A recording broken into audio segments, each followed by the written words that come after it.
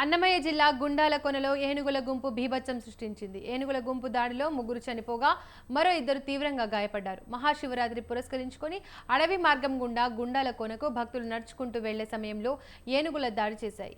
వైకోట నుండి గుండాలకొనకు వెళ్లే దారిలో జమాయాలమ గడ్డ సమీపంలో ఘటన చోటు చేసుకుంది.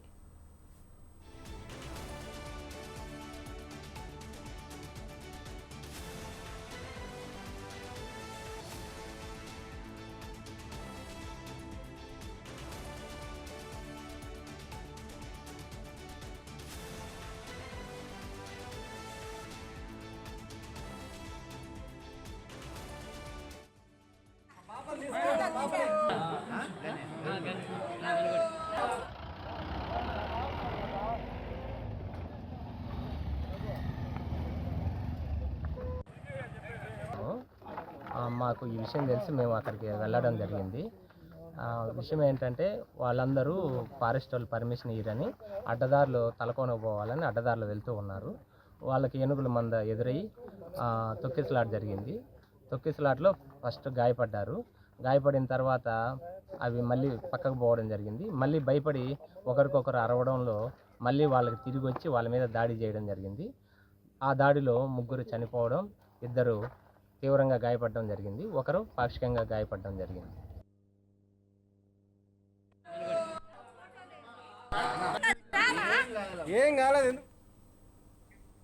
ఆర్ఎంపీ డాక్టర్ నిర్లక్ష్యంతో చిన్నారి చనిపోయిన ఘటన అంబేద్కర్ కోనసీమ జిల్లాలో చోటు చేసుకుంది.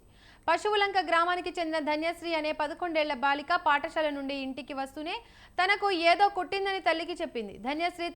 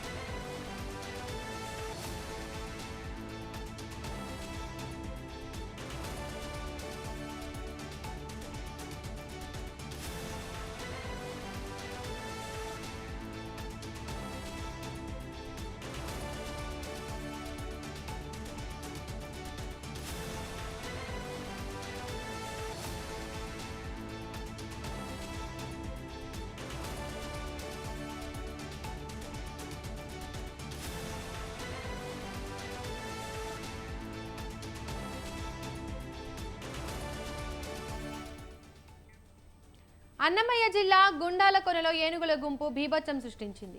ఇక ఇదే అంశానికి సంబంధించి మరిన్ని అప్డేట్స్ మా ప్రతినిధి శ్రీకాంత్ అందిస్తారు. శ్రీకాంత్, చెప్పండి. Thank you.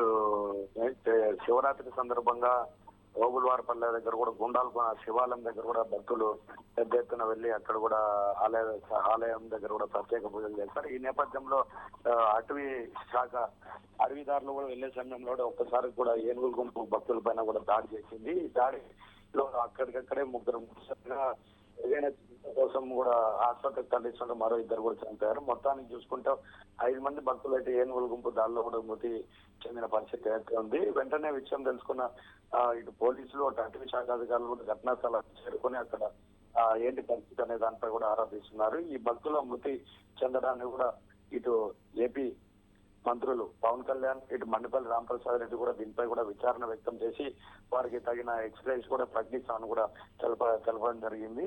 మొత్తాన్ని చూసుకుంటే అటవీ దారులలో ఉండే ఆలయాల వద్ద కూడా ఖచ్చితంగా రక్షణ ఏర్పాటు చేసి ముందు జాగ్రత్తలు ఏర్పాటు చేయాలని చెప్పి కూడా ప్రభుత్వం కూడా అధికారులకు ఆదేశాలు అయితే జారీ చేసింది.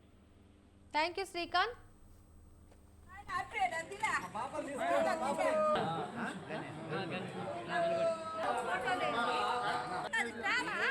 ఏం కాలేదు, ఎందుకు భయపడుతున్నారా?